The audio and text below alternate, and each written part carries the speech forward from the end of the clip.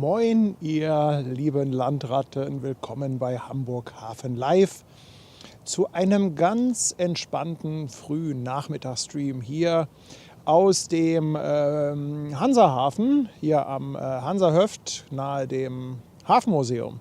Wie ihr seht, haben wir einen wunderbaren Blick von hier auf die Elbphilharmonie und ihr könnt euch schon denken, was passiert.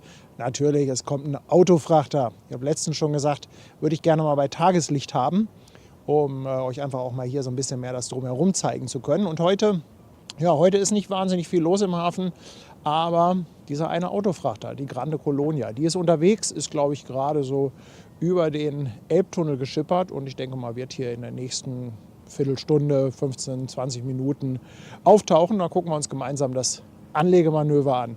Ja, schön, dass ihr dabei seid und ich freue mich auf einen ganz entspannten, knackigen Stream. Viel Spaß!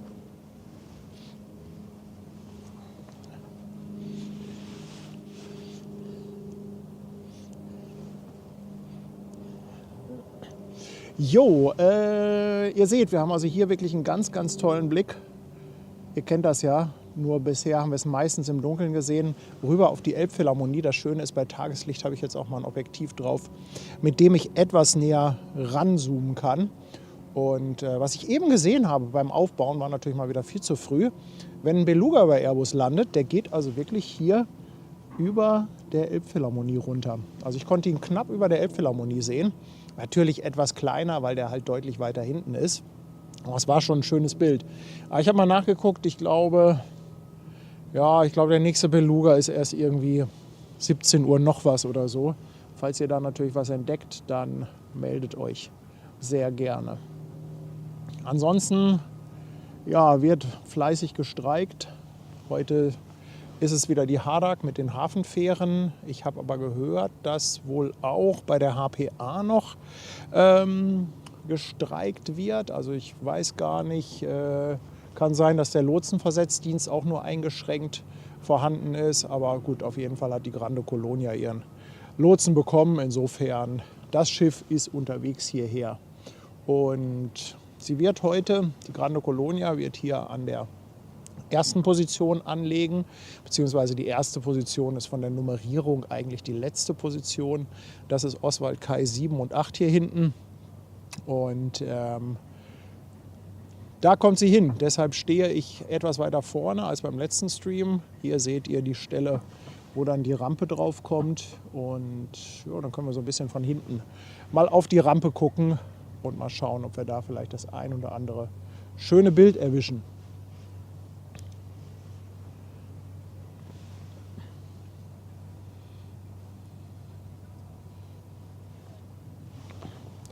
Im Hintergrund wird auch der Dom aufgebaut. Ihr seht da schon ein halbes Riesenrad. Ja, ich glaube, der wird nächste Woche eröffnet. Traditionell dann ja auch immer mit einem Feuerwerk, was man von hier aus auch ganz schön sehen kann. Also zumindest hat man von hier aus ein schönes Feuerwerk mit der Kulisse von Elbphilharmonie und Michel. Hatten wir auch schon mal in einem Livestream. Mal gucken, wenn es passt, vielleicht machen wir das wieder. Was total krass ist, wenn man hier steht, dann merkt man erstmal den Unterschied zwischen Lichtgeschwindigkeit und Schallgeschwindigkeit. Also man sieht irgendwie immer das Feuerwerk und gefühlt eine halbe Stunde später kommt dann der Knall an. Das passte irgendwie so gar nicht hier an diesem Standort. Aber gut, egal, wir nehmen, was wir kriegen können.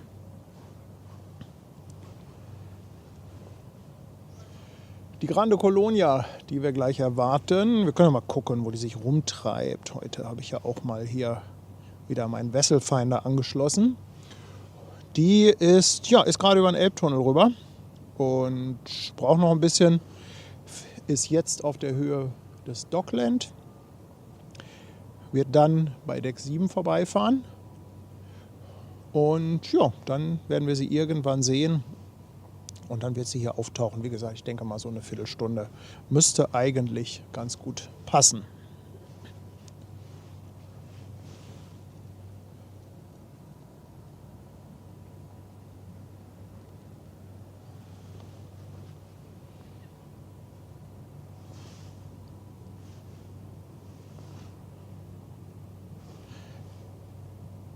Ansonsten muss natürlich immer wieder fleißig getestet werden, aber ich habe es ja gestern schon gesagt, Die Teststreams nenne ich nicht mehr Teststream, weil dann hätten wir nur noch Teststreams. Es sind eher immer kleine Änderungen, die ich vornehme und dann ausprobieren muss. Venom meint, um 14:10 Uhr startet ein Beluga. Ja, wir brauchen aber einen landenden Beluga, denn die startenden, die gehen ja auch Richtung Süden raus. Und das passt dann leider von der Startrichtung nicht.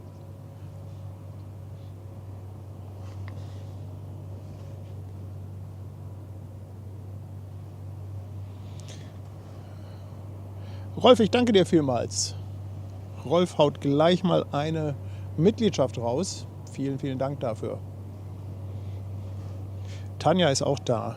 Ach, Tanja wollte noch einkaufen eben. Wundert mich, dass sie es schon so schnell geschafft hat.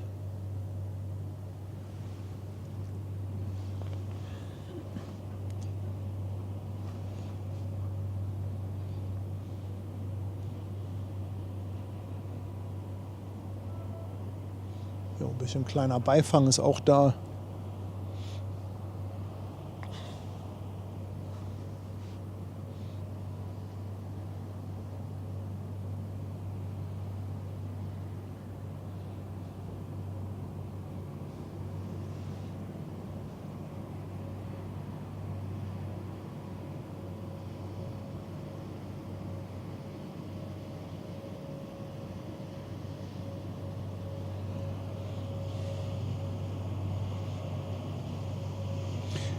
Der Kloroller fragt, ob es eine Möglichkeit gibt, die Evergreen zu sehen, die gerade da ist. Ja, die hatten wir ja gestern im Stream.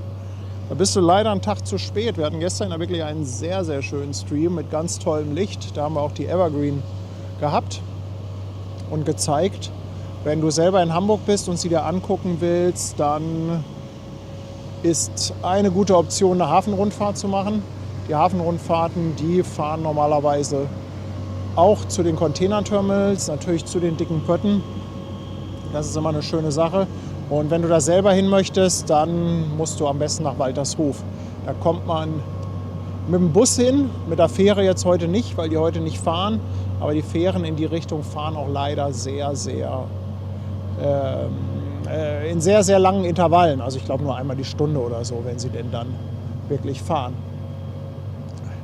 Eben habe ich gesehen, dass hier auch schon einiges an Fahrzeug bereitgestellt wurde. Dieses, was auch immer es ist, irgendeiner von euch wird es mir bestimmt gleich sagen, wurde eben schon hier umgeladen.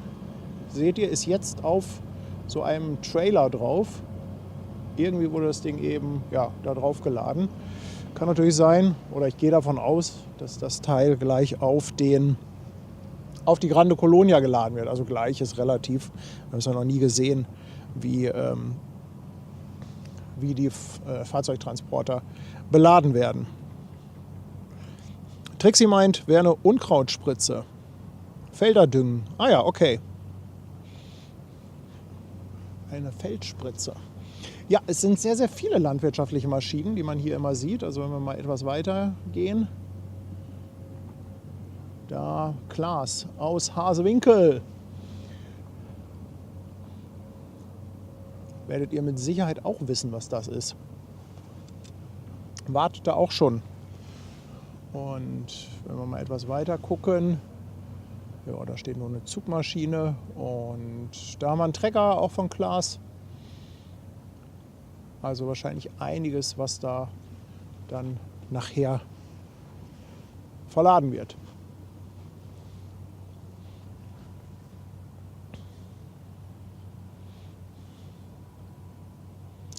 Ach, der Kloroller möchte wissen, ob man sehen kann, wann sie ablegt. Ja, da musst du einfach nach Segelliste Hamburg gucken.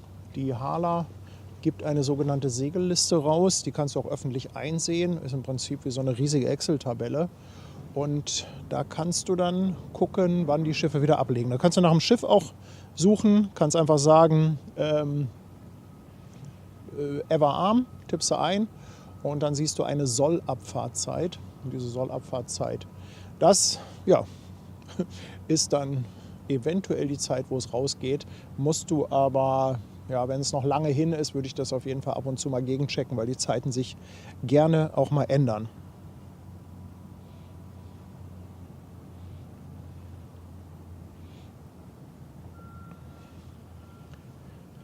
Andreas feiert ein Jahr bei uns und schreibt ein sensationelles Jahr. Ich danke dir, Andreas.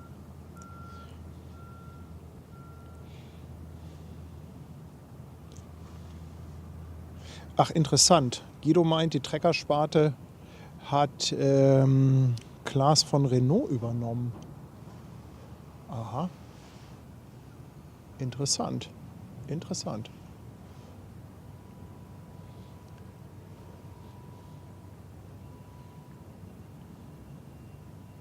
Aber ist das nicht ein schöner Blick von hier? Also wenn das Licht so ein bisschen mitspielt, der Elbphilharmonie und der Michel.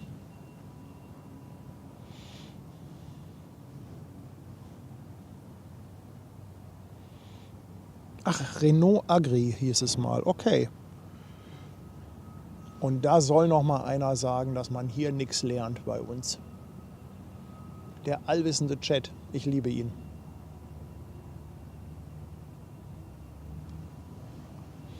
Wasserburg ist da. Dankeschön. 2 Euro.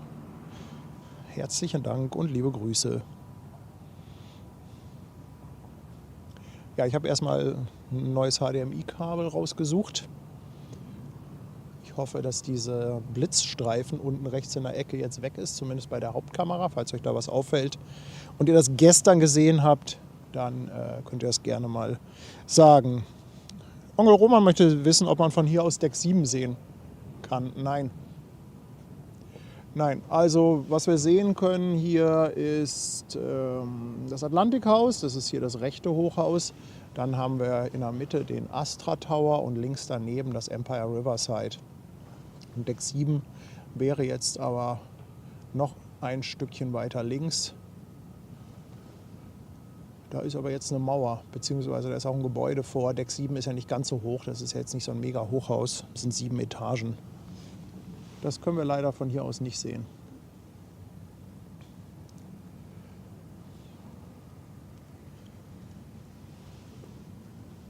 Einige HPA-Fahrzeuge sind hier immer unterwegs, denn hier rein, hinten im Hansahafen, da ist der Standort Lübecker Ufer vom HPA, von der HPA. Und deshalb sieht man hier ab und zu diese Schiffe von der Flotte Hamburg rein und raus schippern. Doreen feiert auch 12-monatiges. Doreen, ich danke dir vielmals.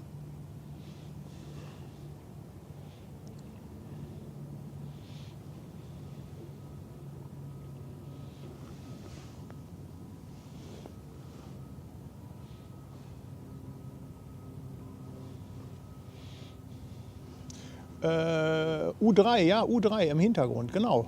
Im Hintergrund sieht man ab und zu die U3 fahren Richtung Baumwall. Beziehungsweise ich weiß gar nicht, sieht man hier die Station Baumwall?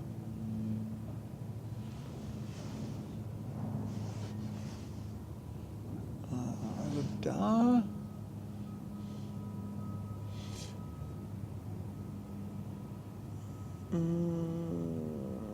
Nee, ich glaube, das ist nicht die... Ich glaube, die Station Baumwall ist ein ganz bisschen weiter rechts, die sehen wir nicht.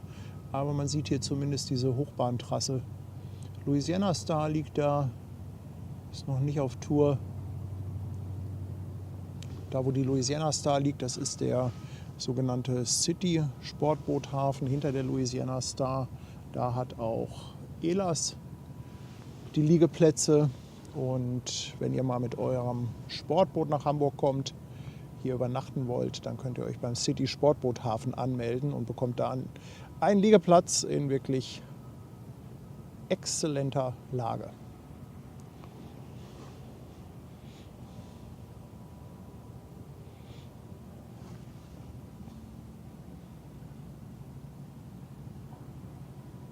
Ach guck, ein Deppenschrieber ist das. Jetzt kann ich auch den Namen lesen. Deppenschrieber kennt ihr ja mittlerweile auch. Das sind Schiffe, die hier den ganzen Tag die Elbe vermessen, die die ganze Zeit, wie der Name schon sagt, die Tiefe schreiben, Tiefenschreiber. Denn es muss halt quasi permanent geguckt werden. Gibt es eventuell irgendwo Stellen, wo es nicht mehr ausreicht mit dem Tiefgang, wo nachgebaggert werden muss oder so. Und deshalb gibt es Ich weiß jetzt gar nicht genau, wie viele, aber es gibt mehrere von diesen Deppenschreiber-Fahrzeugen, die quasi die ganze Zeit auf und ab fahren und die Tiefe peilen. Und für die geht es jetzt nach Hause, wie gesagt, zum Standort Lübecker Ufer.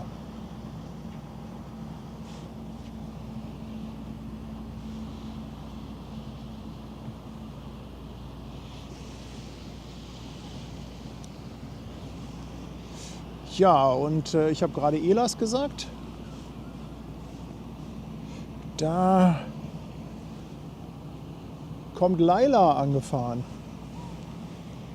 Laila ist aber komplett leer. Und ja, weiß ich gar nicht. Vielleicht kommt die aus der Werft oder keine Ahnung, wo die herkommt.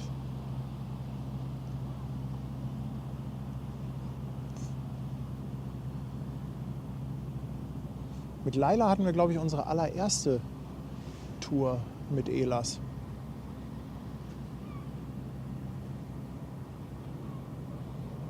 Ja, doch ein bisschen was los. Natürlich keine großen Schiffe hier, aber ein bisschen Lütt in Lütt.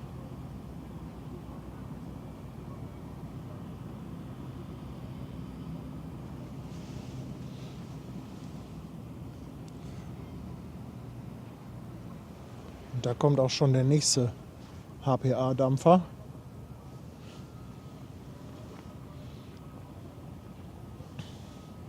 Drummer Martin feiert 11 Monate. Danke dir vielmals. Mirko meldet, das Schiff ist gleich da. Ja, das kann uns ja nicht entgehen und wir haben ja genug Zeit. Das ist ja das Gute. Das heißt, das Schiff, das dreht ja hier vor der Elbphilharmonie und ganz entspannt. Bitte heute keinen Stress. Gestern, das war schon wieder nichts für meinen Blutdruck. So eine Eskalation wie der Stream gestern.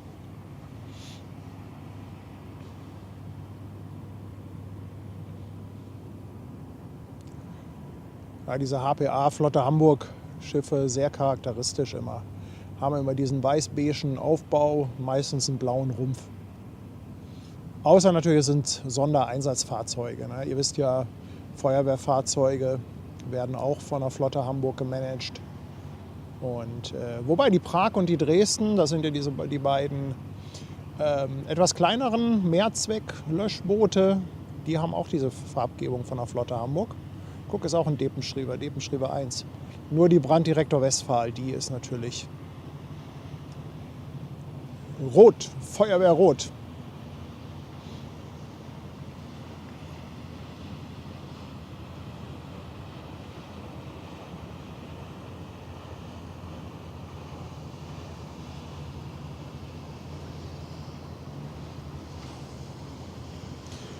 Ja, ihr Lieben, es geht los mit der Grande Colonia. Da schiebt sie sich hinten ins Bild und wird sehr schön angestrahlt. Ich muss aufpassen, dass ich heute nicht schon wieder so eine Lichteskalations-Schnappatmung bekomme.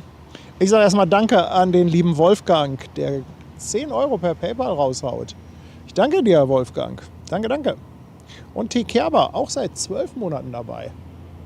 Auch an dich ein dickes Dankeschön. Und ihr wisst, Tanja mag ja die Autotransporter ganz besonders.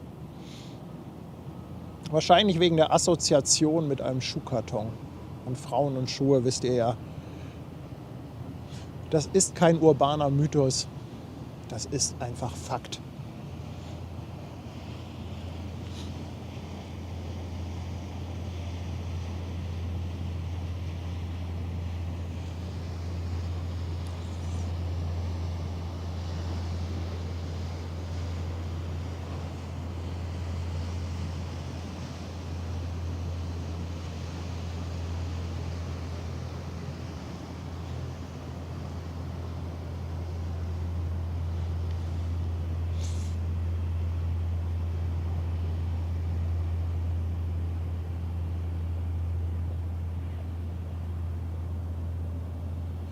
Ist auch gar nicht so groß, die Grande Colonia. Ich glaube, die hat irgendwas so mit 170 Metern, 170, 173 oder so. Ich meine, sie hätte Kapazität für rund 4.600 Fahrzeuge. Die Einheit dafür ist ja CEU, Car Equivalent Unit.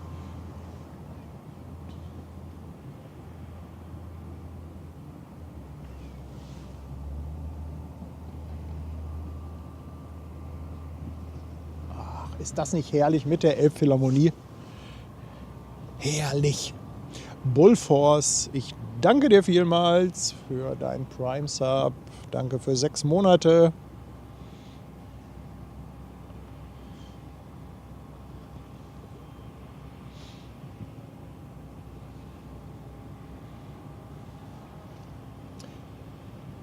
Oh, guck mal, ich krieg hier schon wieder Schnappatmung, Mann. Ein leichter Sonnenblitzer von der Seite.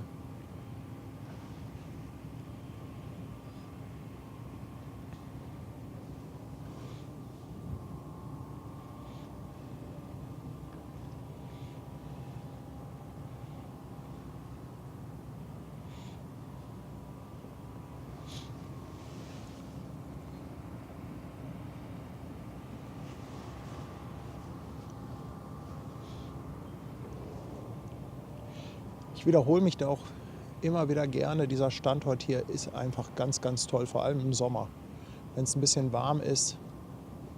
Also hier sitzen, man trifft hier auch oft Angler, die bringen sich einen schönen Klappstuhl mit, setzen sich dann hier an das Ufer. Also hier ist jede Menge Platz, schön mit dem Stühlchen. Das ist echt Entspannung, weil hier halt auch wirklich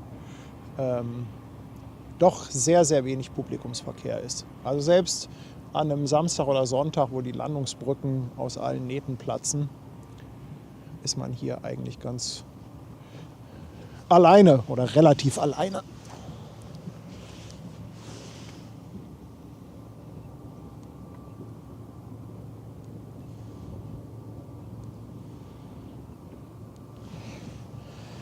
So, Foto ist auch im Kasten.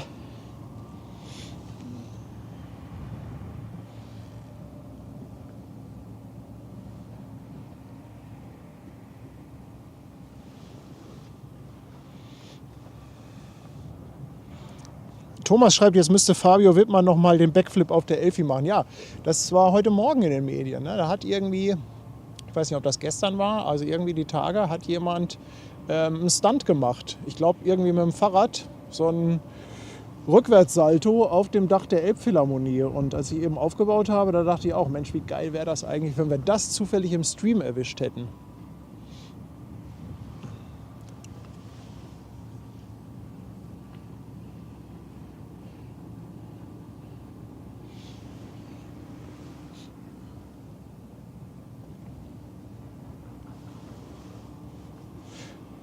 Onkel Roman, ich danke dir vielmals für deine verschenkte Mitgliedschaft.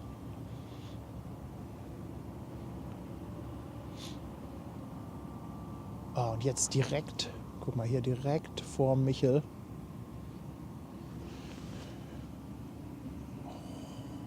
Aber guck mal, sowas von davor. Ja, fast. 5 Meter weiter rechts.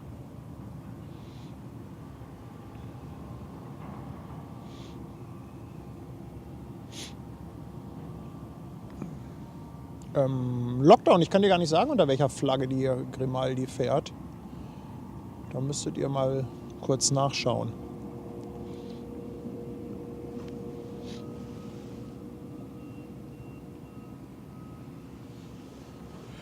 Rolf, ganz lieben Dank für 7,77 €.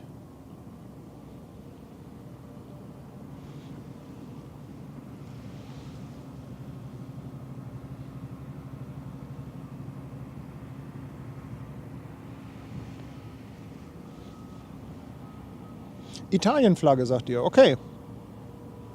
Passt ja auch zu Grimaldi.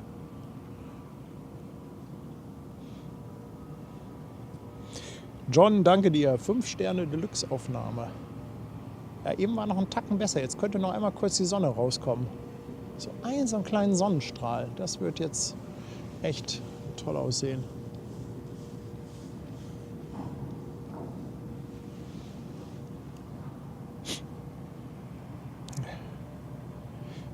Hansi, danke für 2,49. Und der Horst lässt auf Twitch ein Sub da, beziehungsweise verschenkt eins. Danke dir vielmals.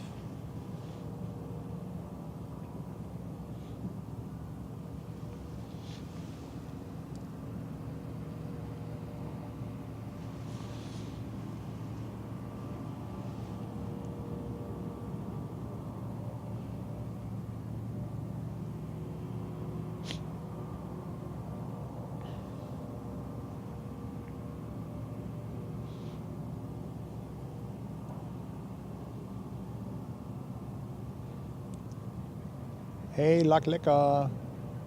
Moin und danke für die 100 Bits.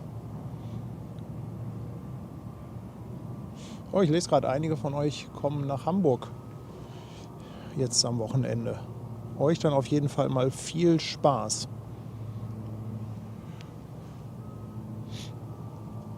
Rea ist auch wieder da und lässt 100 Bits da. Danke, liebe Strickliesel.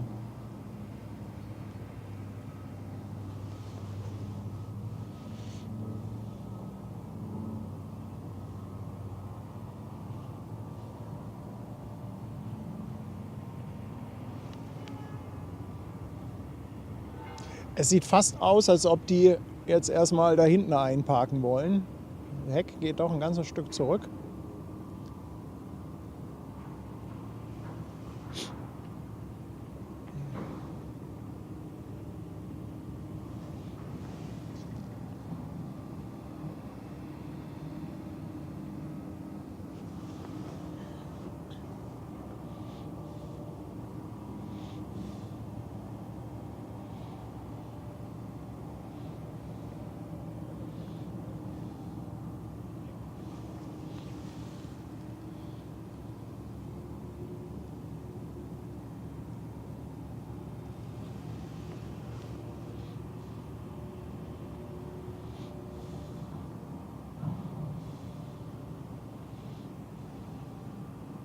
Grande Colonia, da sind wir dabei. Oder wie geht das? Ne, Viva Colonia heißt das.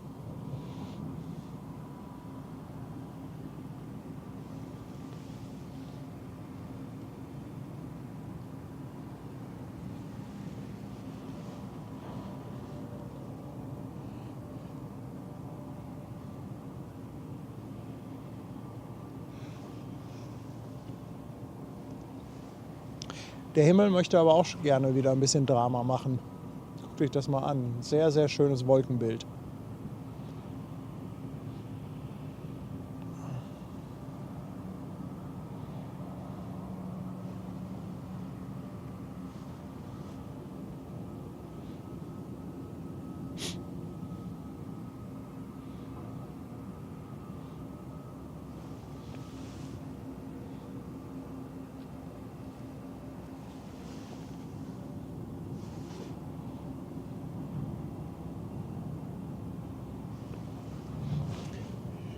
Da sehen wir auch, ich nehme mal an, dass das der Lotse ist mit der gelben Jacke. Die haben gerne solche Jacken an, aber genau sagen kann ich es euch nicht.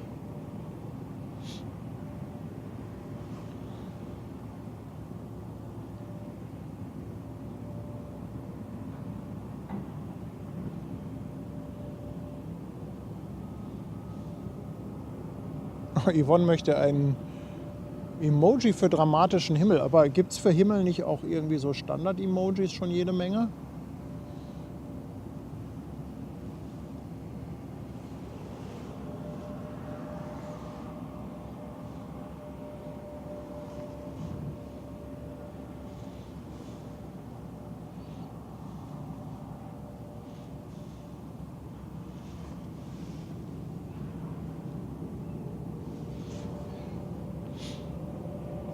Lord Herbsti, ich danke dir für ein verschenktes Sub.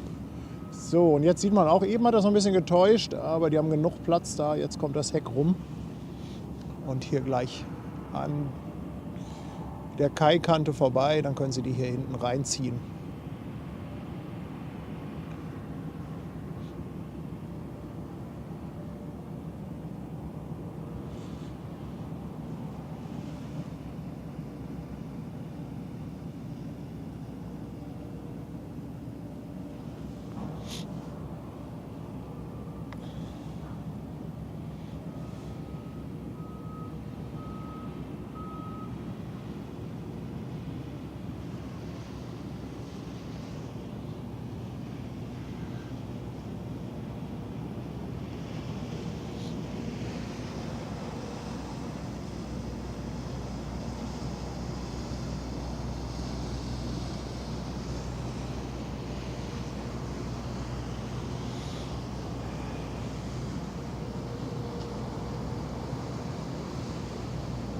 Von rechts kommt noch der Schubexpress.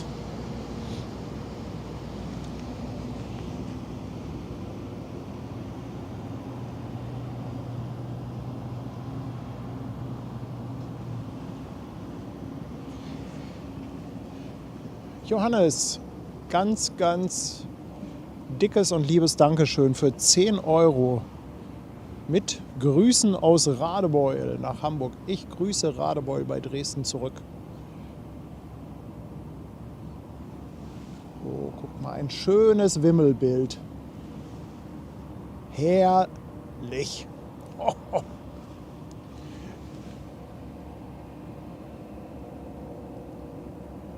Ich könnte den ganzen Tag nur irgendwelche Bilder komponieren. Macht voll Spaß.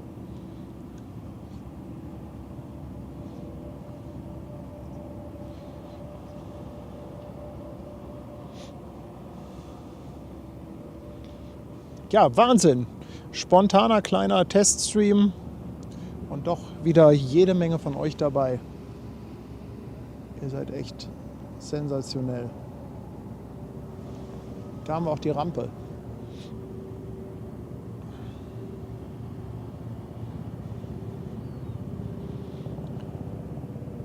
Ich höre einen Hubschrapp-Schrapp.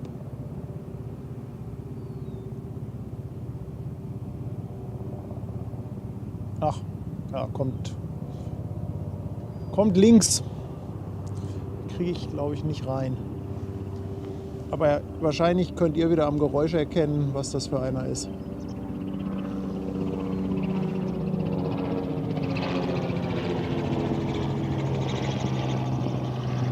Der quietscht.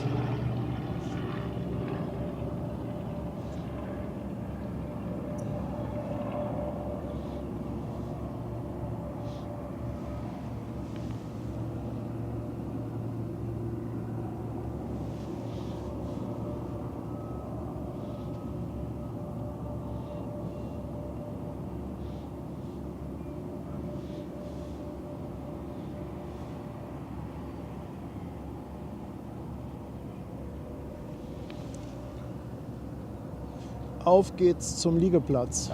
Rückwärtsgang ist drin.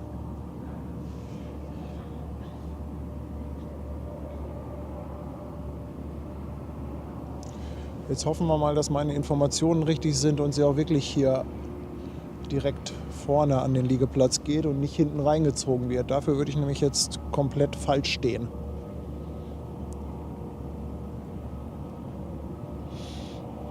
Ein Robinson R44 Raven 2. Das habt ihr jetzt aber nicht am Geräusch erkannt. Ihr habt doch sicherlich nachgeguckt auf Flightradar, oder? Komm, seid ehrlich.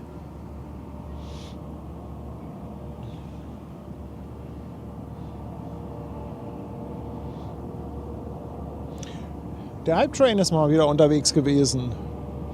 Level 2. Danke für den Hype Train, ihr Lieben. Oh, hier geht's los mit dem Schlepper. Geballte Kraft. Boluda Tauic, VW Perfect. Andreas ist seit 12 Monaten dabei. Andreas, ich danke dir für die lange Zeit.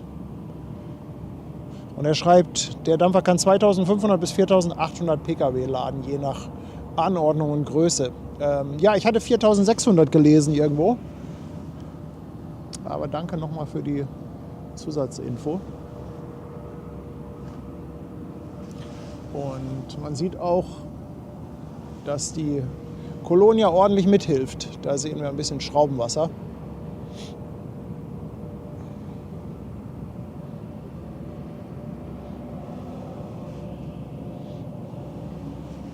Klar kann man das hören am Geräusch, sagt Ulrich. Ja, ja, okay, aber ich sag mal, wenn man in einem Thema drin ist und nerdig genug ist, ich kann ja auch am Bild erkennen, welches HDMI-Kabel an der Kamera verwendet wurde, welche Marke.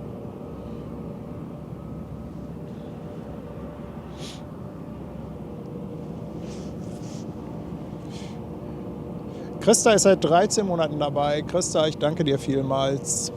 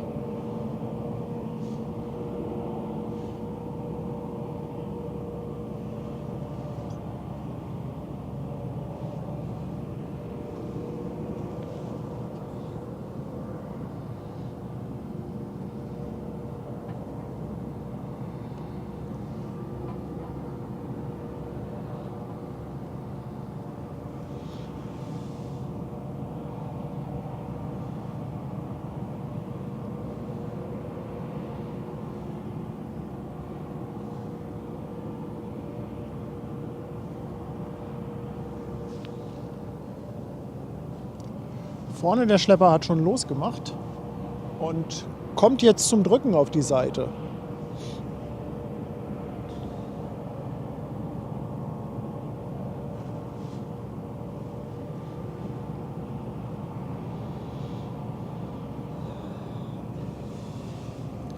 Hey Daniel, ich danke dir für deinen Sub.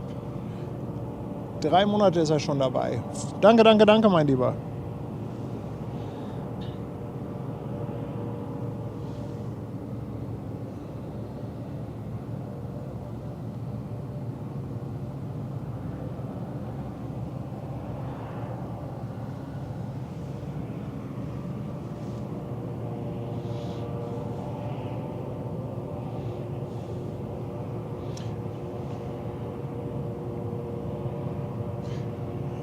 Aus Southampton kommt die Grande Colonia. Danke für die Info. Klopferhase, 16 Monate dabei. Herzlichen Dank für die lange Zeit.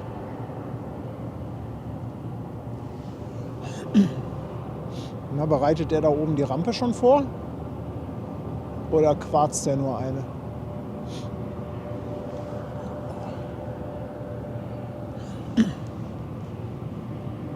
Hier ist echt immer Schlepper-Action. Richtig gut.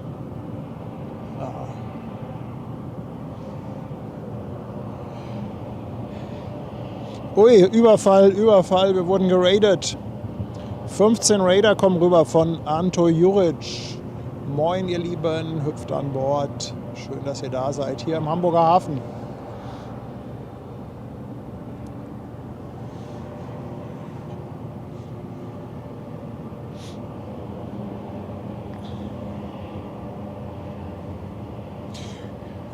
Lauchi ist da und schreibt Guten Morgen. Ja, Lauchi, für dich ist natürlich Guten Morgen.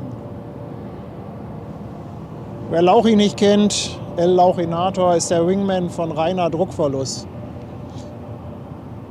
Weil bei Rainer muss nämlich immer einer hinterherfahren und von hinten absichern.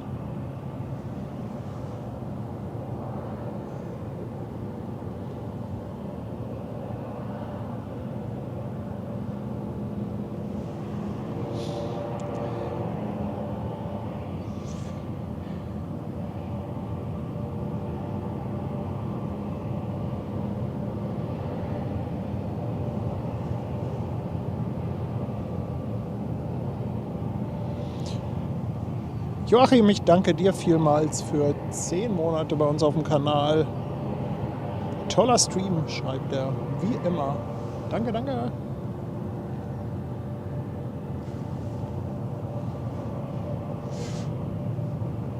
Und Markus verlängert auch seinen Sub auf Twitch. Markus, auch an dich ein dickes Dankeschön. 7 Monate sind schon.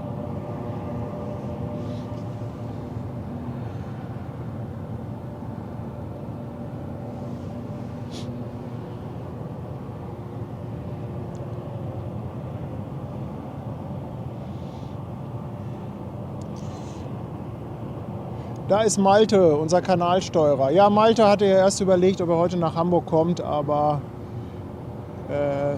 irgendwie lohnt sich das nicht so richtig. Und da haben wir das nochmal verschoben. Ich hatte jetzt auch, wie gesagt, hier nur diesen Stream, wo ich nochmal ein bisschen was ausprobieren wollte. Aber es lohnt sich, wie ich sehe.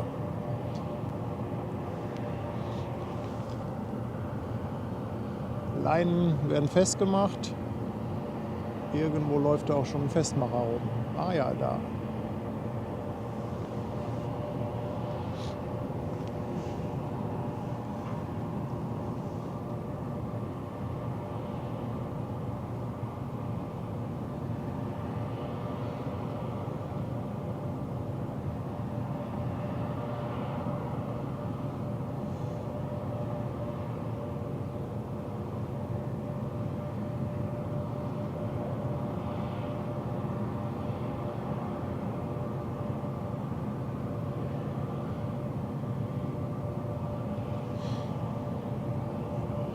Schiff ist dabei immer noch ganz langsam in Bewegung. Und da kommen die dicken Leinen. Also die eigentlichen Leinen. Die anderen waren ja nur zur Übergabe die dünneren Wurfleinen.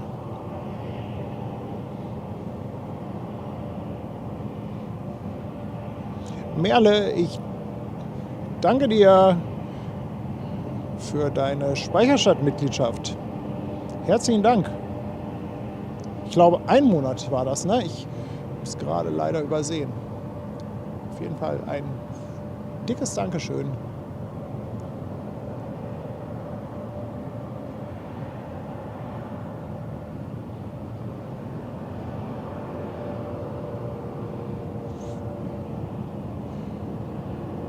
Frankie, du kannst Nerd-Infos ruhig in den Chat schreiben.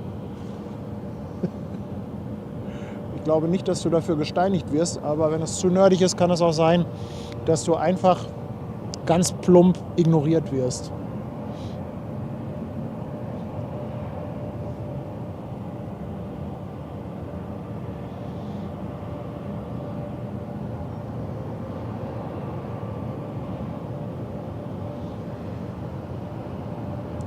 Sag mal, jetzt haben wir sie aber gleich alle gehabt, oder? Da kommt schon wieder ein Depenschrieber. Das war dann Fahrzeug Nummer 3. Also es ist Depenschrieber 2, aber wir hatten ja eben schon Depenschrieber. Wen hatten wir denn? Depenschrieber 4 und 3 oder 1? Ich weiß es gar nicht mehr.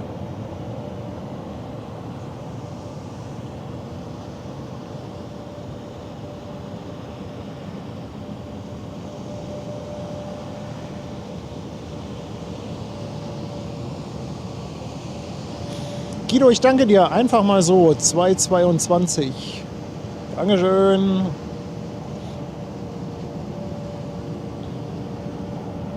Ihr schreibt 3 und 1 hatten wir davor. Okay.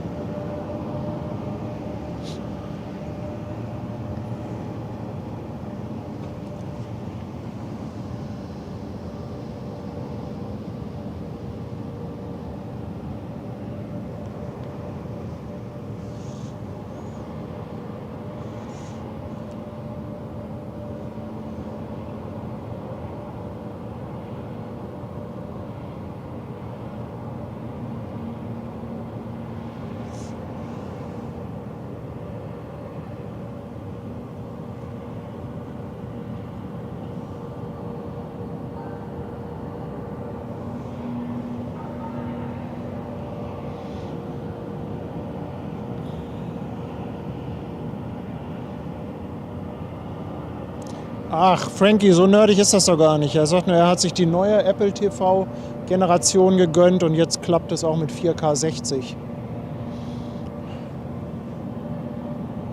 Ja, da muss ich ja demnächst mal wieder einen Teststream in 4K 60 für dich machen, oder? Kommt. Also, für die Nerds, ich war die letzten Tage ein bisschen auf der Suche nach verlorenen Frames. Da habe ich gleich Indiana Jones Musik im Kopf.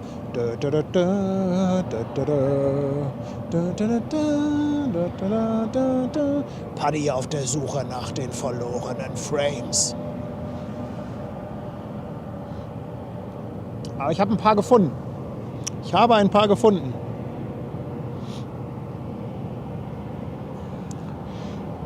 Malte hat noch eine Info. Ab 22 Uhr soll heute wieder im NOK geschleust werden. Aber gestern habe ich schon gesehen, das hat sich gar nicht großartig aufgestaut. Die Schiffe, die jetzt Kandidaten für einen Kanal gewesen wären, die haben einfach den Umweg genommen oben übers Gagen. Ups. Okay, die Möwe war jetzt doch zu schnell. Malte, ich weiß nicht, hast du mal geguckt, ob sich da irgendwo was aufstaut, aber ich glaube, so wahnsinnig viel ist da gar nicht los. Merle haut 2 Euro raus, schreibt für Tanja, die sich so rührend um Scampi kümmert. Ja, Scampi muss morgen zum Zahnarzt.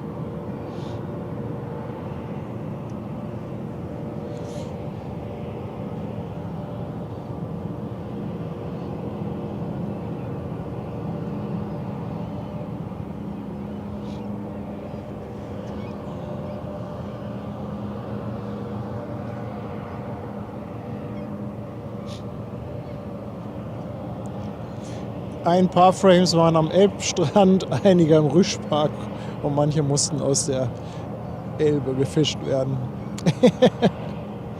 Guck mal, Male hat eine Frage. Und die Frage ist gar nicht so doof. Male fragt, was ist eigentlich ein Frame? Ist im Grunde genommen ganz einfach. Ein Video besteht ja aus Einzelbildern. Und ich sende hier 60 Bilder pro Sekunde. Also jede Sekunde werden 60 Einzelbilder gesendet. Und diese 60 Einzelbilder hintereinander, schnell genug abgespielt, ergeben dann ein Video, was möglichst ruckelfrei ist. Und bei der Übertragung von diesen Livestreams, da gibt es im Prinzip 3 Punkte, wo es kritisch werden kann. Diese Frames, die müssen halt erstmal dargestellt werden. Also sie müssen quasi ich sag mal, vereinfacht gesagt, am Bildschirm dargestellt werden. Ist nicht so ganz richtig, aber erstmal muss dieses Bild aufgebaut werden. Das ist das sogenannte Rendering. Das ist die erste Stelle, wo was schiefgehen kann und wo man Frames verlieren kann. Dann muss das Ganze komprimiert werden, kodiert für die Übertragung. Und anschließend muss es halt übers Netz verschickt werden. Und an diesen 3 Stellen kann halt etwas schiefgehen.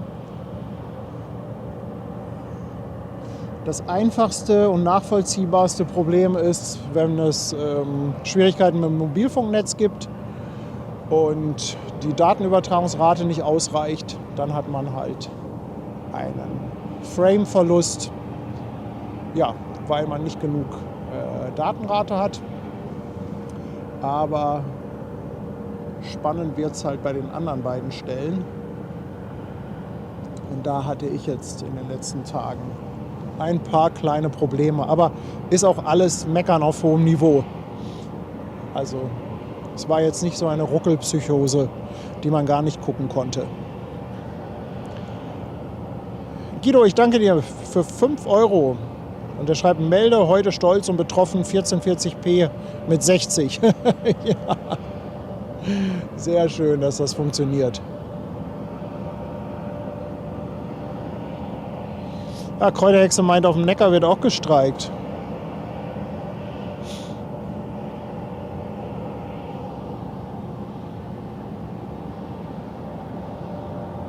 Ja, Malte schiebt mal eine Zahl nach. Er sagt, der wirtschaftliche Schaden im Nordostseekanal, der beläuft sich halt so auf schlappe 1,5 Millionen Euro pro Tag.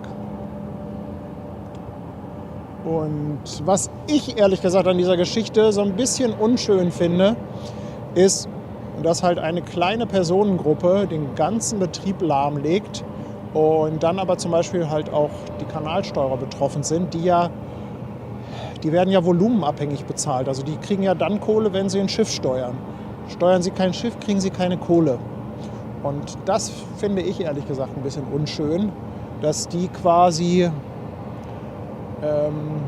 hinten rüberfallen. Also die sind quasi indirekte Streikopfer, wenn man das so ausdrücken kann.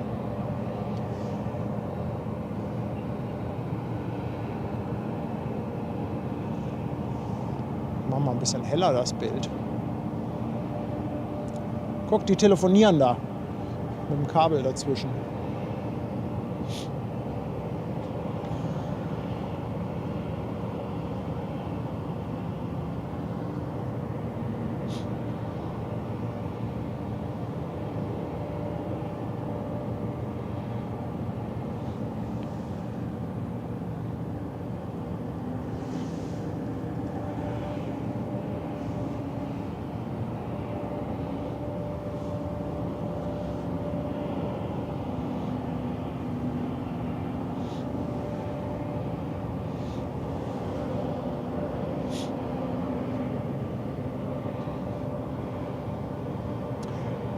Ja, der erste Schlepper, ich glaube VB Rasant war das, der dackelt schon ab. Und wenn ich das richtig sehe, holt auch VB Perfect hier den Schleppdraht ein. Die machen auch los.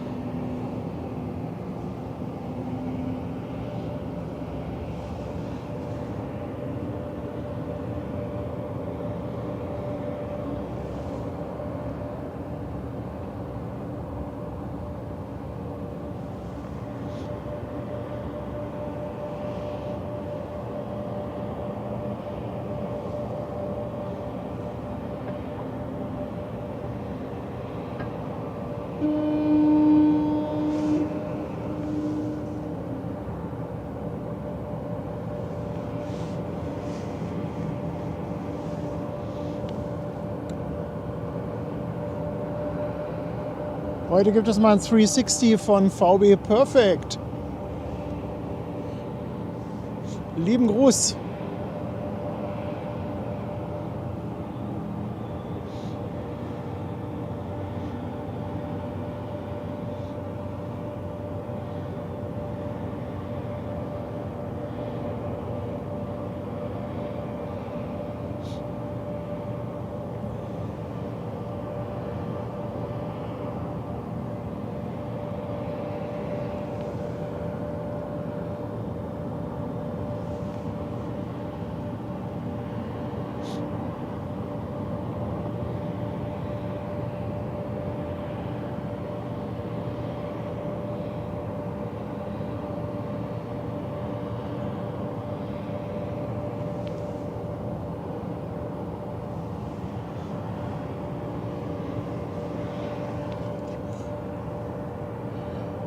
Ja, so ein paar Leinen sind hier noch festzumachen.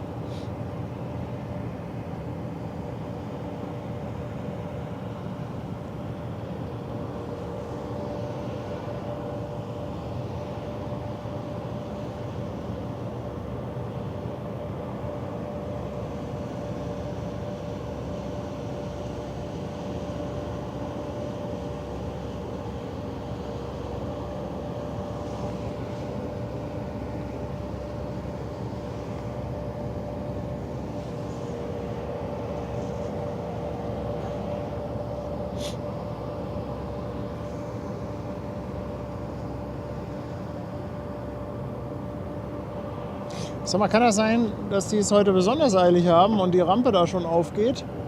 Ich frage mal für einen Freund.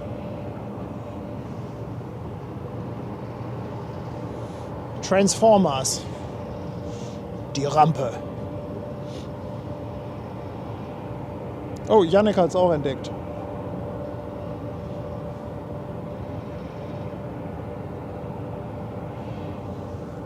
Noch nicht mal ganz fest, der Dampfer.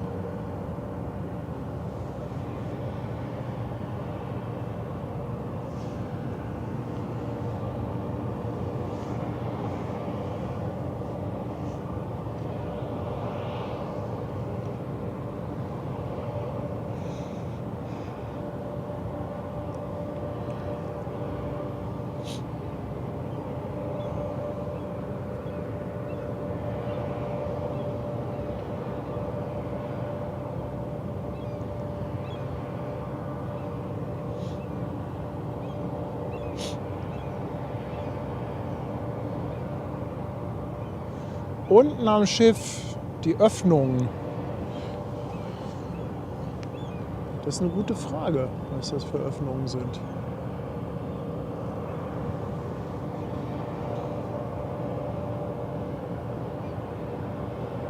Ich weiß es nicht. Oder sind das auch noch, ich glaube, das sind auch noch mal, da sind Poller drin, oder? Da kann man auch noch mal eine Leine anlegen. Ist da nicht im Hintergrund ein Poller drin zu sehen?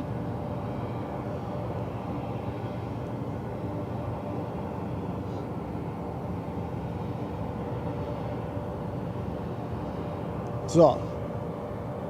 Also, da ist auch ein Poller drin.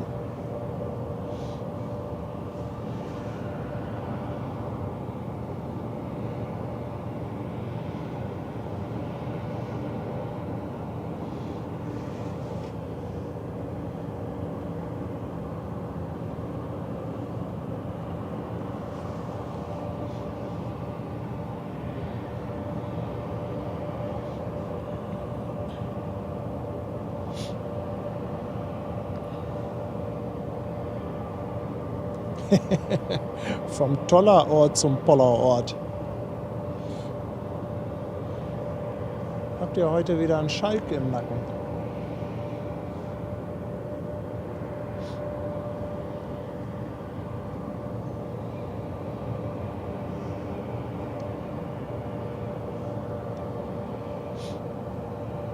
Sag mal, ich muss mal fragen, vorhin im Radio habe ich gehört, dass irgendwie um 13 Uhr verhandelt werden sollte, ob jetzt hier die Verkehrslenker auf der Autobahn, ob die streiken dürfen. Und wenn die streiken dürfen, dann ist ab heute Abend 18 Uhr höchstwahrscheinlich der Elbtunnel dicht.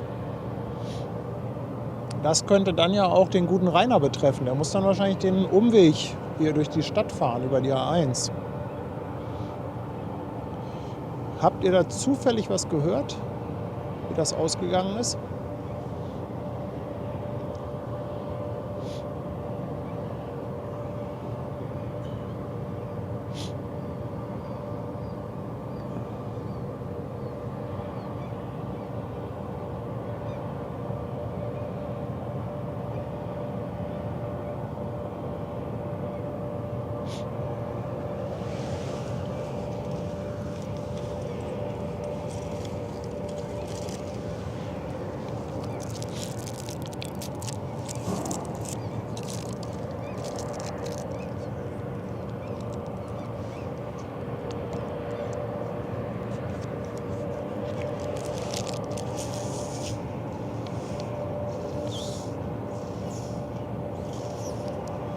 Keiner was gehört von euch?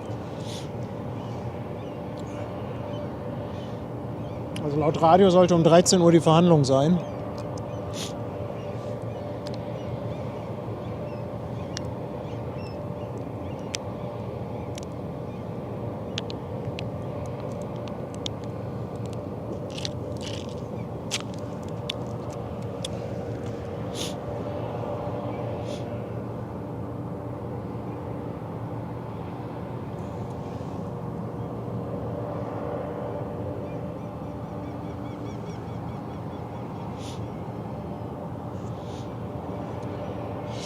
Ich weiß nicht, ob die Haddock nur heute streikt. Ich glaube ja. Ich weiß nicht, ob die morgen auch noch machen. Ich habe jetzt nur von heute gehört.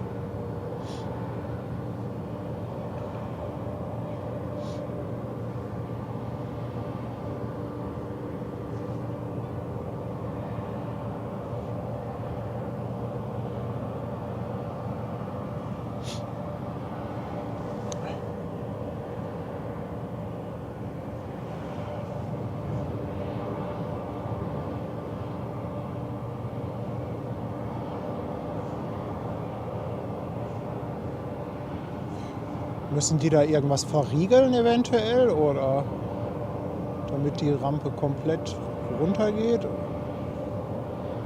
Vielleicht hängt auch was fest. Wer ist der Rampenexperte von euch? Komm, wer ist die Rampensau?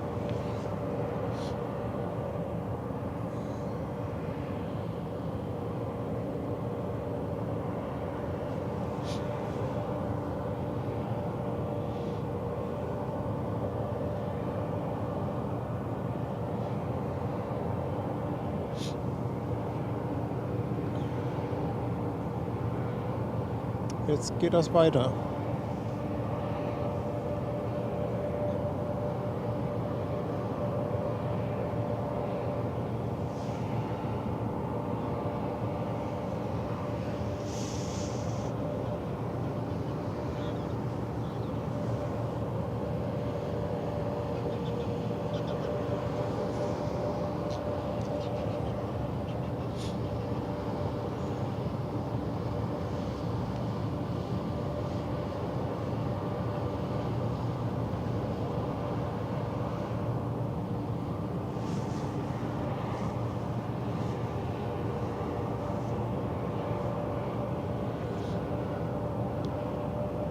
Ein Gruß von der Rampencrew.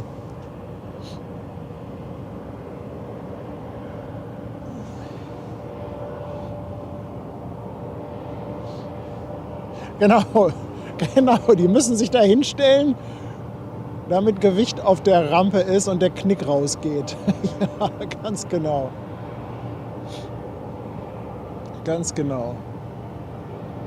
Das wird sein. Das wäre dann auch mein Job. Holt mal den Übergewichtigen, der Knick muss raus. Jannik meinte, er hätte im Internet was gefunden, dass der Tunnel ab 18 Uhr dicht sein soll.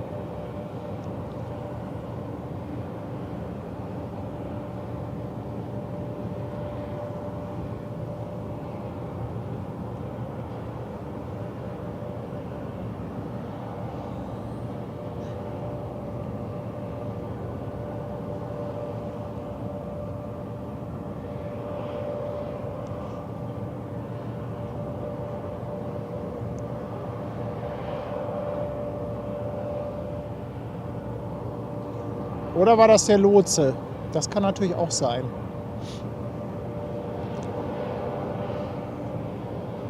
Das kann sein.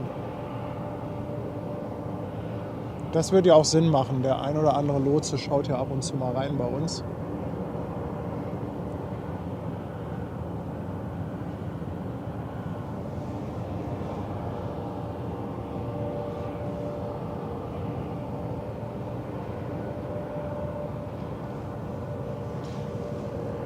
Aber so ganz liegt die Rampe noch nicht.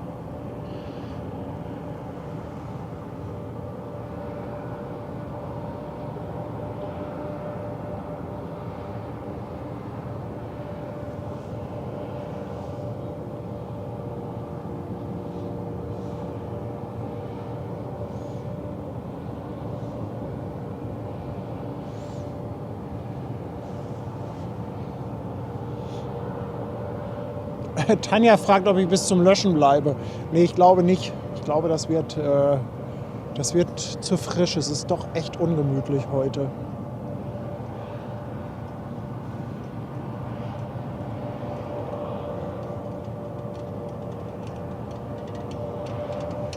Tschüss.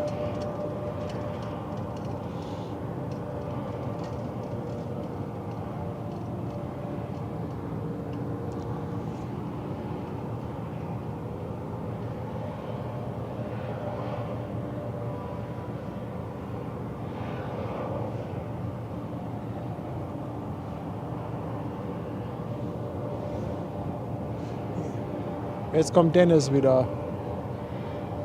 Ob ich keine Standheizung habe. Dennis.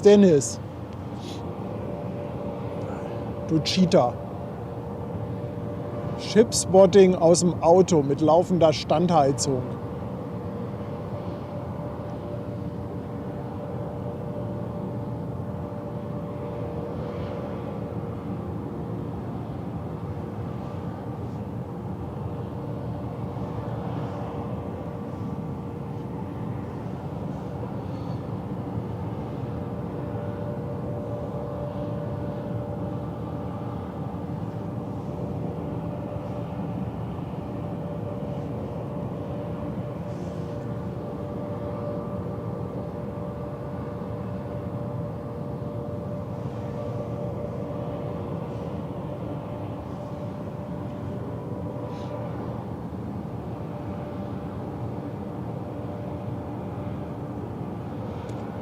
So richtig will sie noch nicht, die Rampe.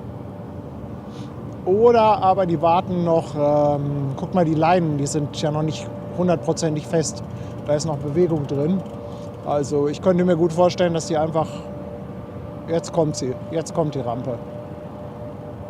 Die haben die Leinen einfach noch mal ein bisschen gelockert, damit die Rampe an die richtige Position fahren kann. Guck mal, jetzt liegt sie auf mit einer richtig großen Auflagefläche.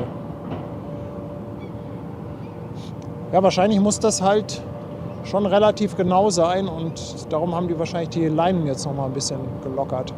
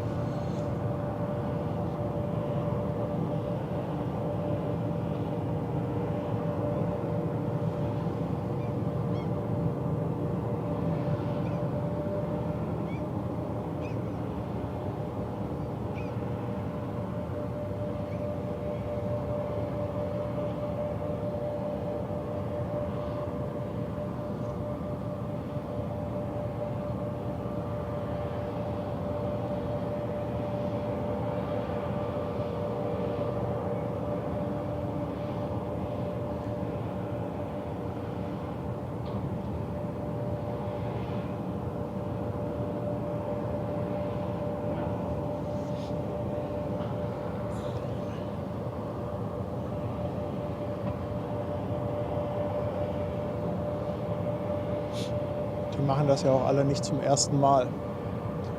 Aber ich kann mir schon vorstellen, dass das halt vielleicht mal auf 1-2 Meter drauf ankommt. Und wenn man sich dann wirklich so minimal vertan hat beim Anlegen, muss man halt nochmal so ein ganz bisschen nachjustieren.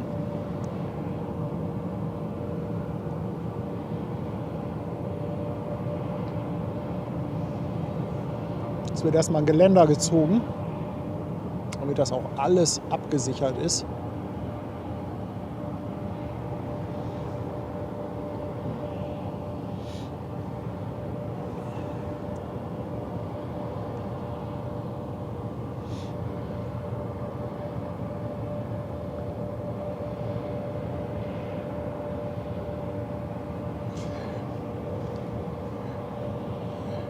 Peer ist seit 4 Monaten dabei und verschenkt auch gleich noch eine Mitgliedschaft. Peer, herzlichen Dank.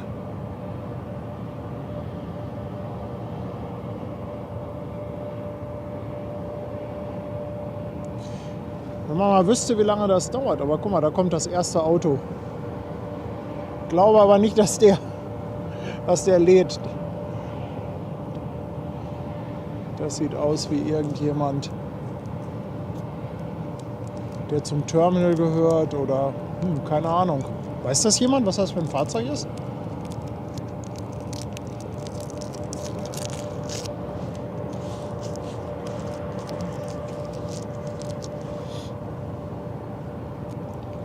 Vielleicht bringen die mit dem Fahrzeug die Leute an Bord, die dann beim Einparken helfen.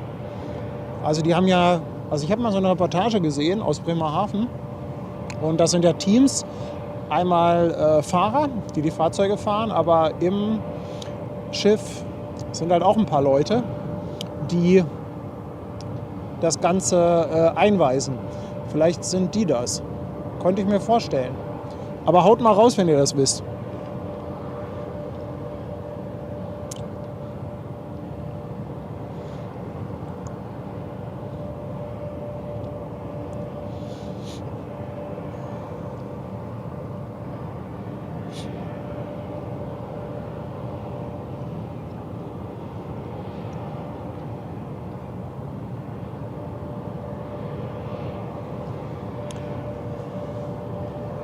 Aber ich will noch mal zur Elbphilharmonie rüberschwenken und euch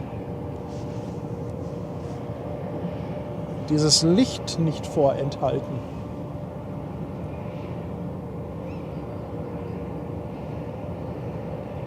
Na, geht doch, oder?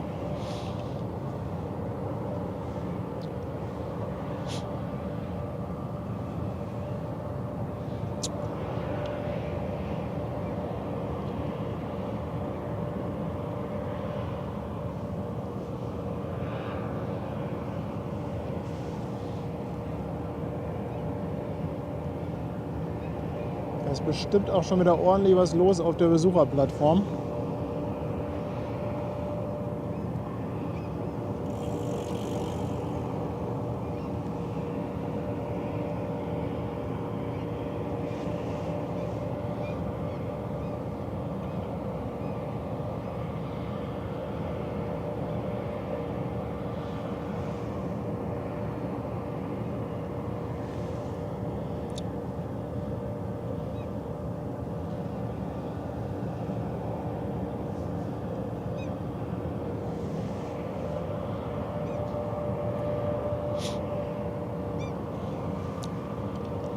Ja genau, alle, die später dazugekommen sind, hier wird schon das Domriesenrad aufgebaut. Am Anfang des Streams war da erst ein Viertel. Also die haben jetzt wohl noch 2 Teile dran gebaut in der Zeit, wo hier das Schiff angelegt hat.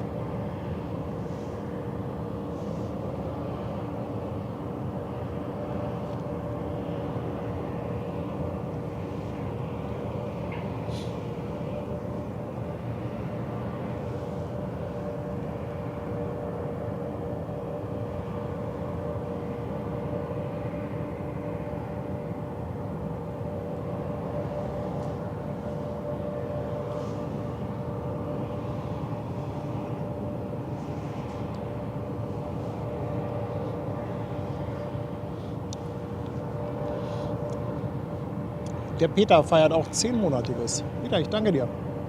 Ach, da kommen noch mehr von den kleinen orangen Fahrzeugen. Ich sag klein, das sind ja ganz normale Autos. Aber es sieht natürlich alles super klein aus.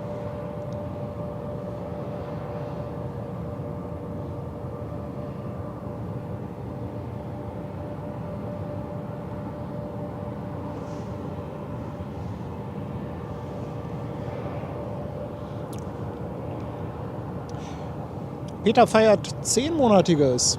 Peter, Dankeschön. Er sagt, hallo, sind gerade angekommen. Und am Samstag geht's auf die Aida Sol. Peter, euch auf jeden Fall schon mal eine gute Reise und einen schönen Urlaub.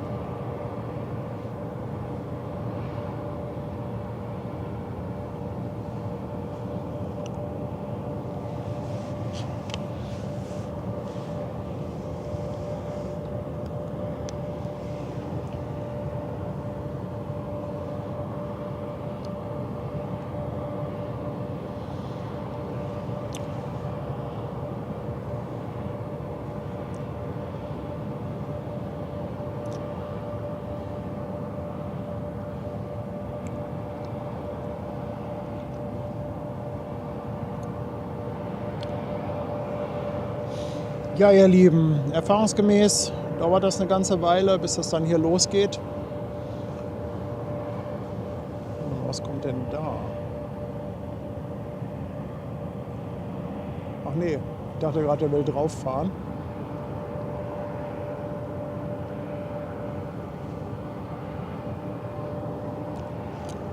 Irgendwie auch spannend, was es hier alles so für Fahrzeuge gibt.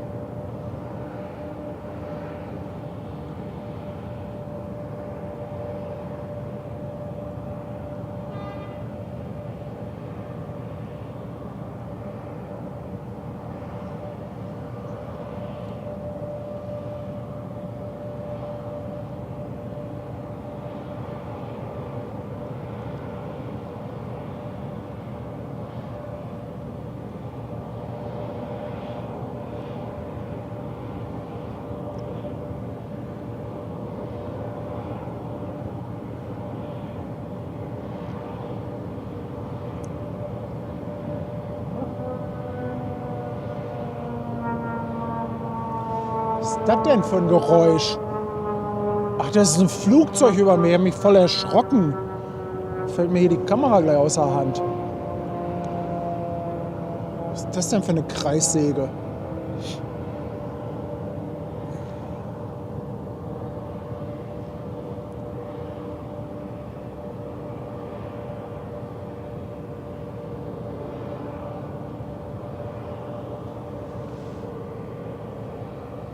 Was war denn das für ein Flugzeug, was hier gerade rüber geflogen ist?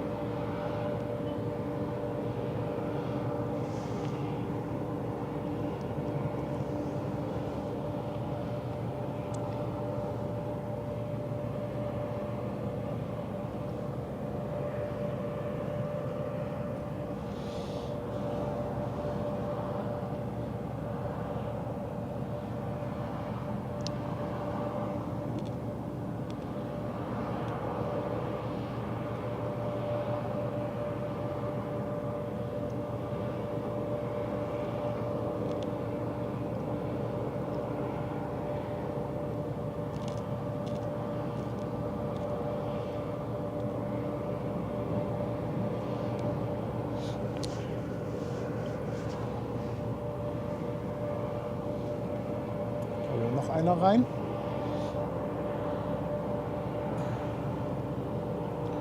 Ein A321 war das, meldet ihr.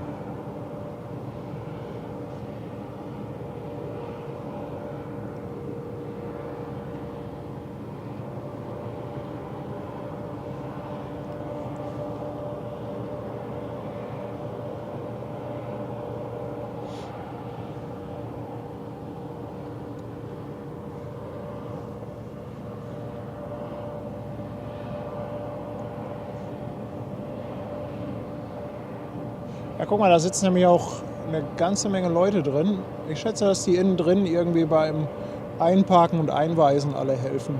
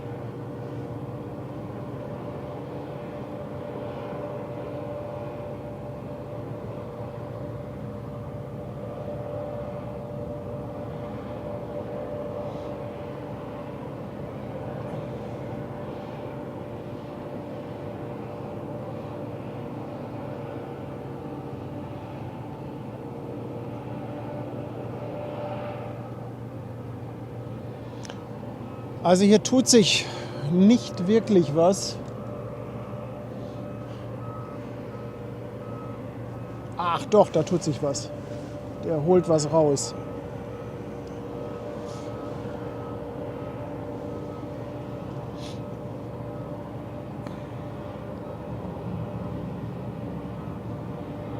Dann haben die auch Ladung mitgebracht. Ich hätte jetzt fast gedacht, dass die nur von hier einladen, aber dass sie hier auch was zu löschen haben.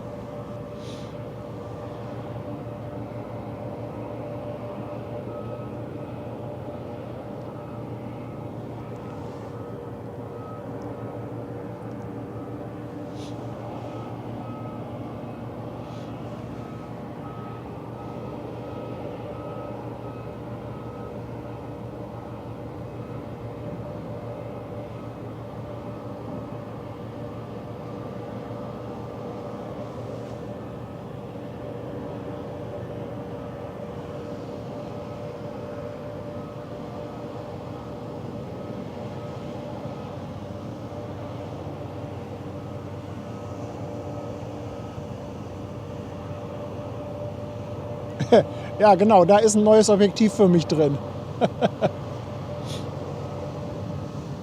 Eins von diesen Fujinon-Dingern, die im Fernsehen benutzt werden.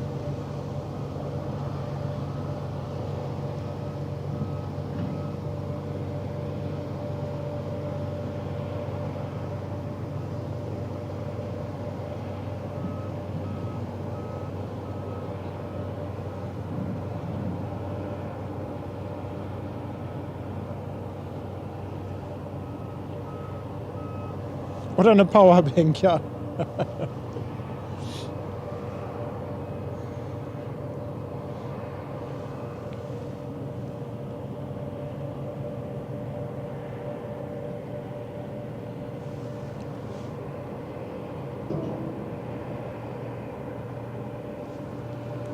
Wir sollen mal die Plane gleich aufmachen.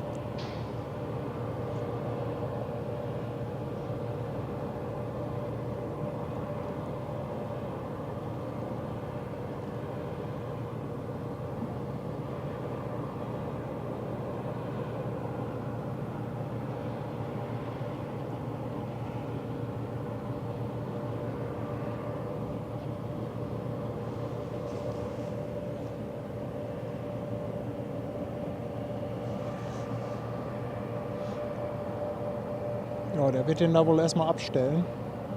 Nein! Pinkelt der da hin?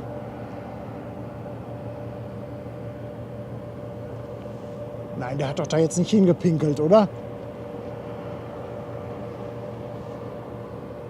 Nein, der hat doch da was festgemacht.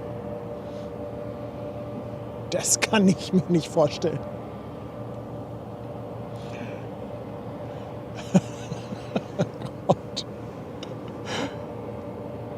Anzeige ist raus gegen Hamburg Hafen Live.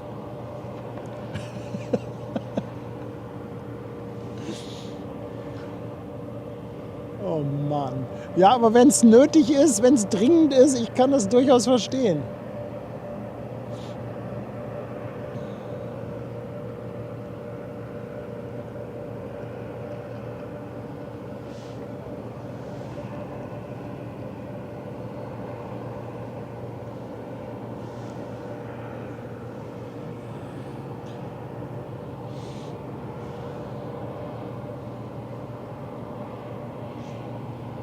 Was schwimmt da hinterm Schiff? Ja, ist eine gute Frage.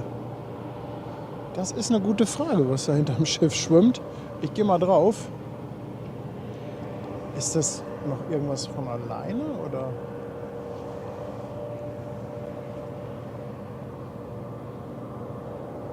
Was ist denn das? Ach, das ist ein Stück Holz. Das ist einfach Treibgut. Das kann man aus dem Wasser fischen und dann verkauft man das auf Sylt in einem Einrichtungsladen als Treibgut. Da kostet dann so ein Stock 384 €.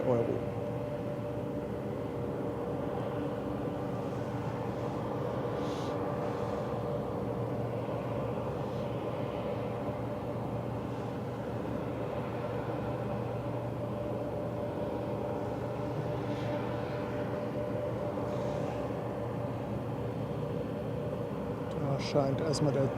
Ne, Polizei, nicht Zoll. Ich dachte, Zoll wäre da erstmal.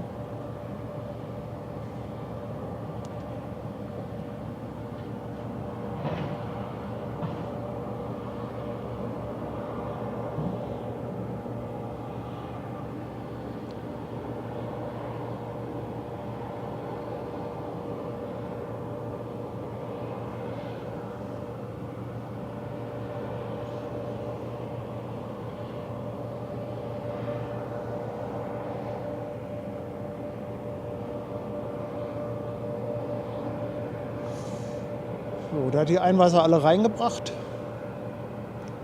und holt jetzt Pommes mit Senf für alle.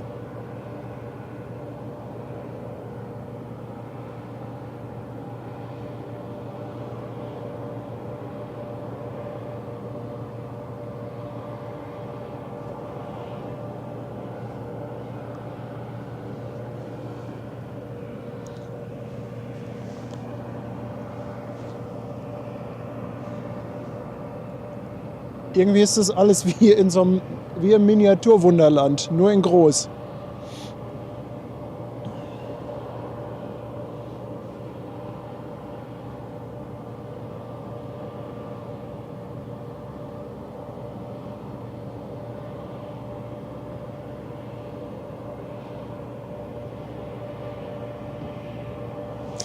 Sag mal, das verpasse ich aber auch irgendwie. Ich glaube, da ist schon wieder ein neues Teil am Riesenrad dran. Wahrscheinlich hätten wir mal gucken sollen, wie Riesenrad zusammengebastelt wird.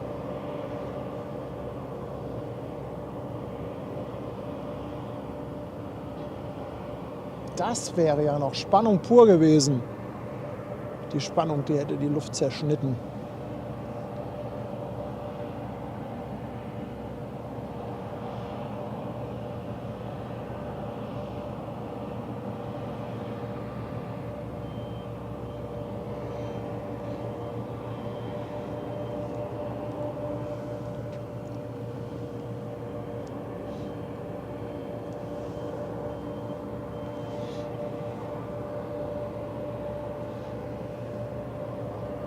Ja, genau, es ist schon wieder Dom. Ich glaube, nächste Woche geht er los.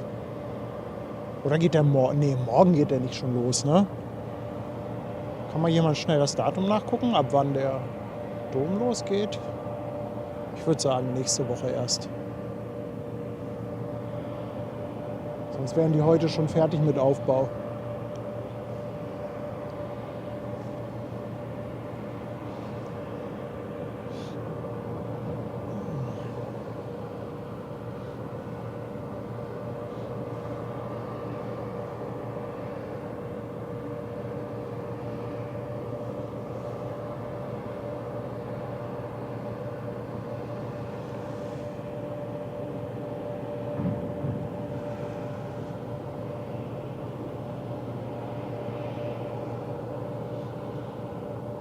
Nächste Woche Freitag, ja. Dann auch wieder mit dem Freitagsfeuerwerk.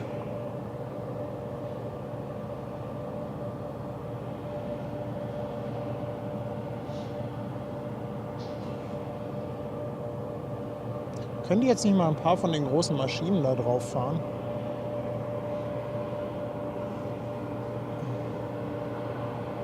Stattdessen fahren die jetzt nur hier mit ihren roten... Was ist denn das? Sind das Golfs?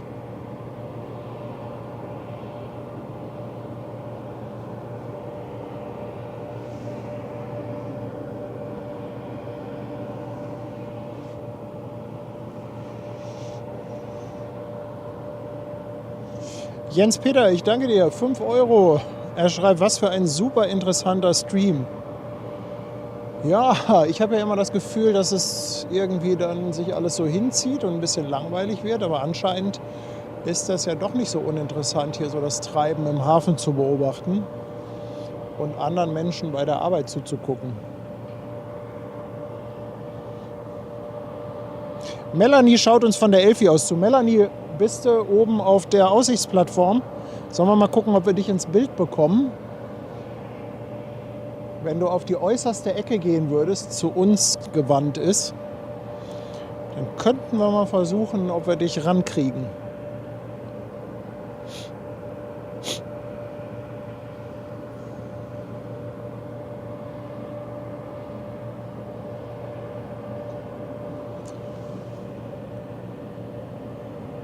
Bist du? Ja, dann geh doch mal auf die Ecke, die uns zugewandt ist.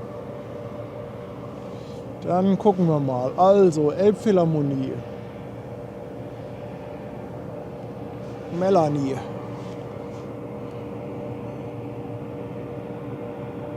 Tatsächlich, da steht sie ja schon. Da steht sie ja schon. Hey Melanie. Da winkt sie. Wahnsinn. Wie cool ist das denn? Hatten wir auch noch nicht. Winker von Kreuzfahrtschiffen, aber von der Elbphilharmonie. Melanie, ganz, ganz viel Spaß in Hamburg. Sehr cool. Die Leute denken auch sicherlich, ey, wo winkt die denn hin? Wo winkt sie hin? Sensationell. Viel Spaß. Tolle Aussicht hast du von da. Also wenn du schon da warst, als das Schiff ankam, dann hast du definitiv einen tollen Blick auf das Manöver gehabt.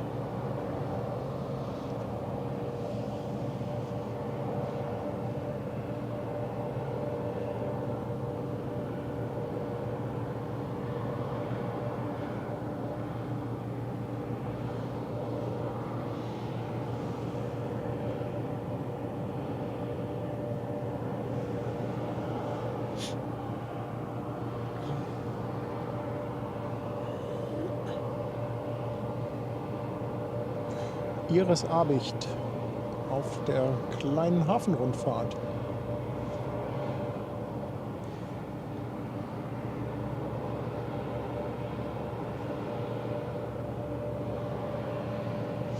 Also irgendwas passiert da gerade an diesem Glasteil. Was war das? War das ein Mähdrescher oder?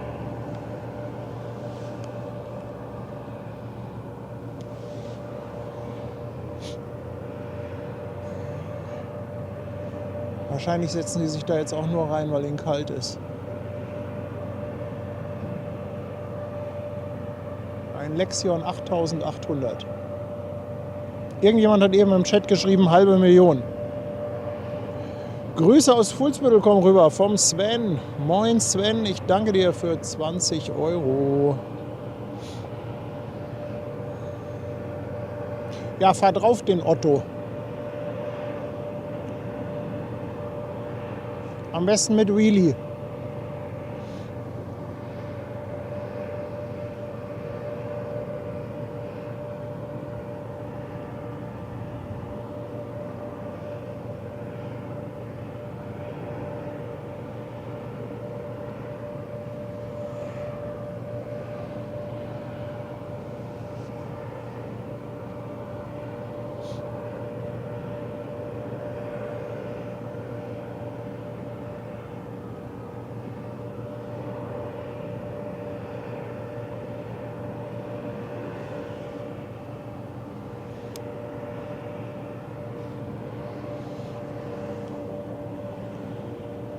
Aber da haben sie doch, habe ich gar nicht so richtig mitbekommen, doch einige von diesen Transportern abgeladen.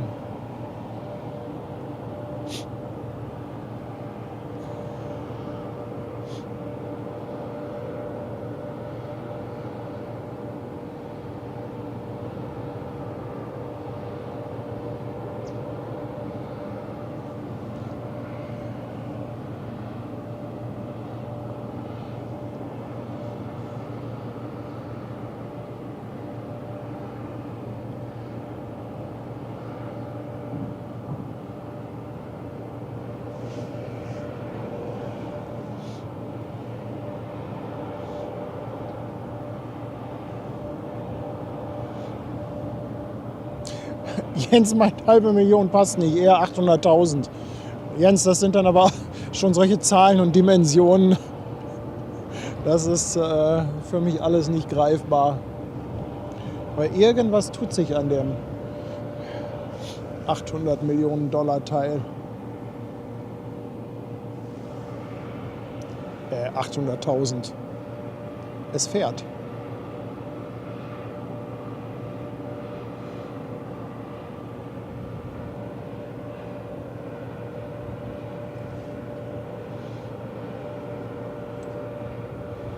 Ja, bis der auf dem Schiff ist, ist aber auch dunkel. Wenn der so weiterfährt. Oh, er kann auch schneller. Ich habe ihm Unrecht getan.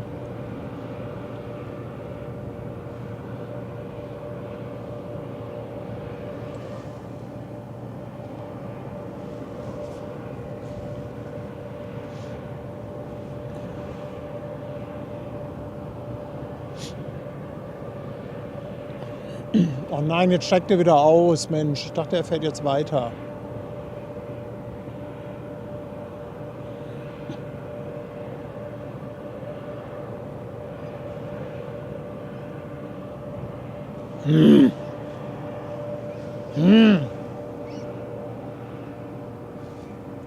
Ach, der steigt jetzt vorne auf die... Ach so. Hä? Ach, muss das Ding irgendwie auf den Trailer oder... Nee, warte mal, jetzt hat er da... Was ist das denn für ein Teil da hinten dran?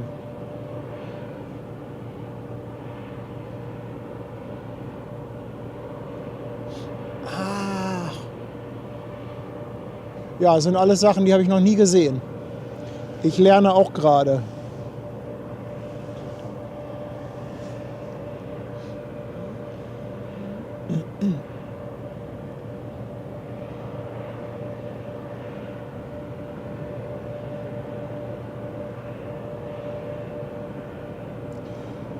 Also, kann es sein, dass der angeliefert wurde, dass der Mähdrescher hinten auf dem Trailer war, dass die den gerade abgeladen haben und dass er jetzt den Trailer wieder mitnimmt, beziehungsweise Auflieger oder wie auch immer man das Ding nennt?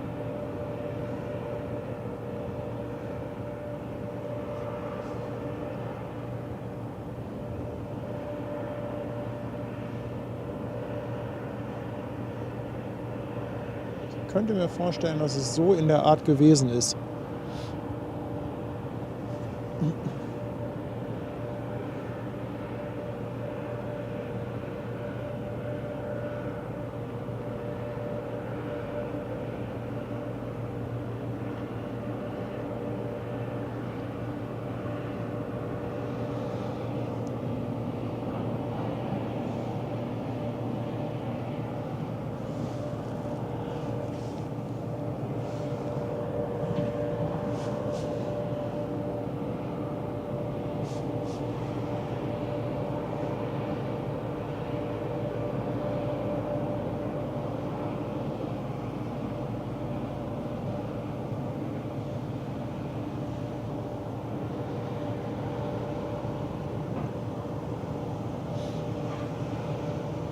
Das müsste Walter Lauk sein, der Flagge nach zu urteilen.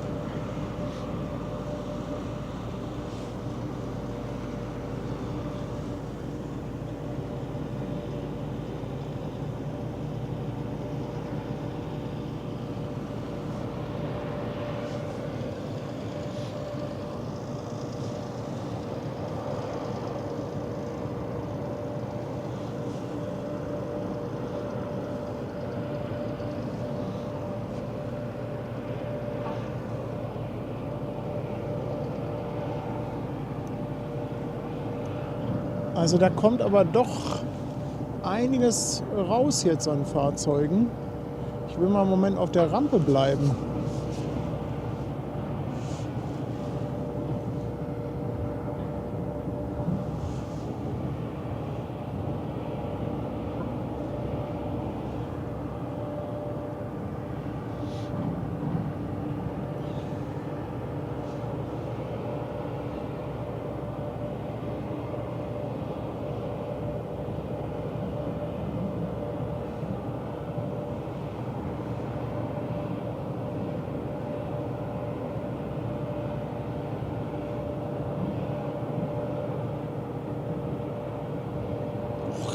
Jetzt ist aber Action hier.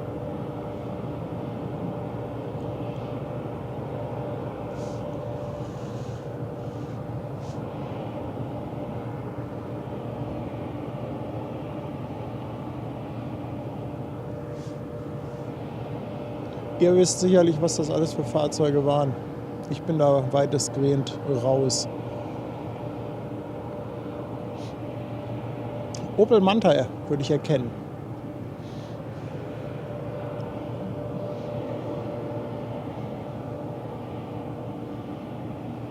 Porsche 911, den auch.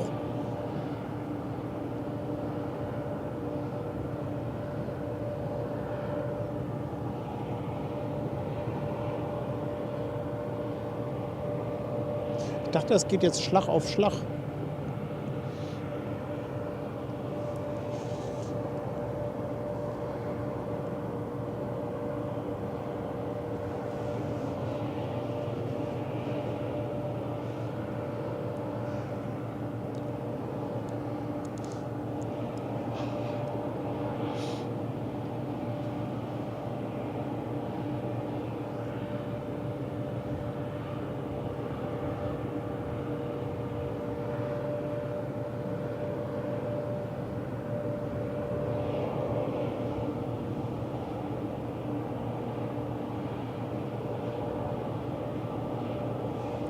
Was kommt da?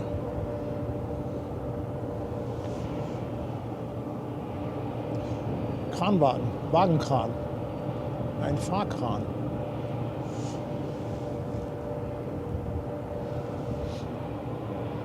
Mit grünen Radkappen.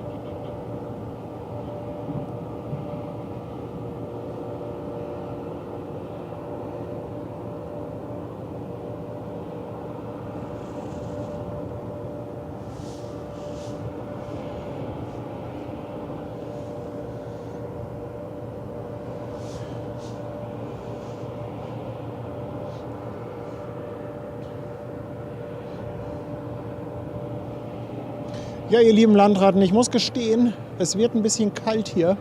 Es ist echt ungemütlich heute. Ich weiß gar nicht, was wir temperaturmäßig auf der Uhr haben, aber besonders viel ist es gerade nicht. 5, 6 Grad oder so. Und das zieht sich jetzt doch so ein bisschen hin. Aber ich fand, das war trotzdem ein richtig schöner Stream. Also mir hat das richtig Spaß gemacht, das mal hier anzugucken. Von daher würde ich jetzt mal sagen, für heute reicht's. Also es ist wirklich ein bisschen sehr, sehr ungemütlich.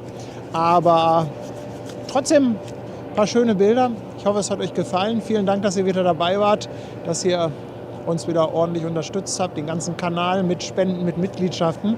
Vielen Dank auch an alle auf Twitch für die Subs und die Bits und natürlich für eure Unterstützung und Hilfe im Chat. Bester Dank geht natürlich auch raus an unser ganzes Moderatorenteam und natürlich auch ein ganz besonderer Dank mal wieder an meine Frau Tanja, die mir immer den Rücken frei hält und ja, trotz der Dinge, die sie noch zu erledigen hat, dann immer schnell zu Hause ist und eigentlich fast immer im Chat noch zur Seite steht. Ich wünsche euch allen noch einen schönen Tag und sag mal, bis zum nächsten Mal. Tschüss!